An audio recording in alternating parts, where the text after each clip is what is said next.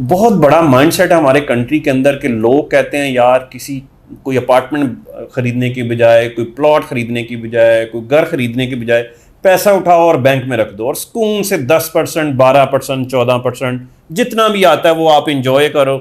आपका पैसा भी उसी तरह पड़ा हुआ है, सेफ है और आपको परसेंटेज भी आ रही है। सो इस बजट के अंदर एक नुकता आप बता रहे थे, जैसे उसको थोड़ा सा और कोलैबोरेट कर दें, थोड़ा सा एक्सप्लेन कर दें कि वो किस तरीके से एक आम आदमी को मजबूर करेगा कि वो पैसा बैंकों में रखने के बजाय रियल स्टेट के अंदर डंप करें या रियल स्टेट में इन्वेस्ट करें।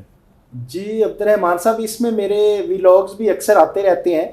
मैं इसकी एग्जांपल देता हूँ। तलवार चौक से जब मैं ऑफिस की तरफ निकल रहा होता हूँ तो मैं वो जो कमर्शियल्स हैं, तो जब इसकी हम खरीदते हैं ना तो प्राइस उस पर लिखी आती है 38 लाख रुपया मेन की। ऐसे ही है ना, जब आप तो इसको बेहतर समझते हैं, आपने तो अपने हाथों से बेचे हैं। जी जी। तो अब वो 38 लाख रुपए वाली चीज को आज हम खरीदने जाए तो हमें वो कम से कम 14 से 18 करोड़ रुपए में मिलता है।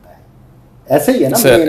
एग्रीड। तो अब ये आपने जिस बंदे ने बैंक में पैसा रखा है, गो के वो प्रॉफिट लेके उस पे खा रहा है, लेकिन वो पैसा उतने का उतना है। एक तो पहले डिवैल्यूएशन हो रहा है, उसके पल्ले कख नहीं बचा, और ये उसने कभी भी वो 14 करोड़ तो उसने प्रॉफिट नहीं लिया होगा।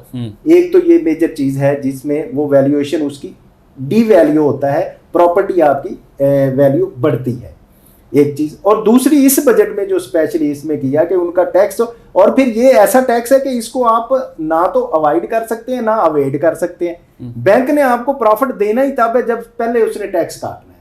तो वो 5% बड़ा मेजर इसमें होता है कि 15% पहले कट जाता था, वो कट के मिलता था, तो अब आपका 20% कटेगा, तो वो तो नुकसान होगा यकीनन बैंकिंग इंडस्ट्री को उसके। तो फिर वो लोगों को लिए मैं तो हमेशा पहले से ये मशवरा देता हूँ, लेकिन अब तो उन पे फर्ज हो गया है कि वो अपना पैसा निकालें और रियल एस्टेट में इन्वेस्ट करें।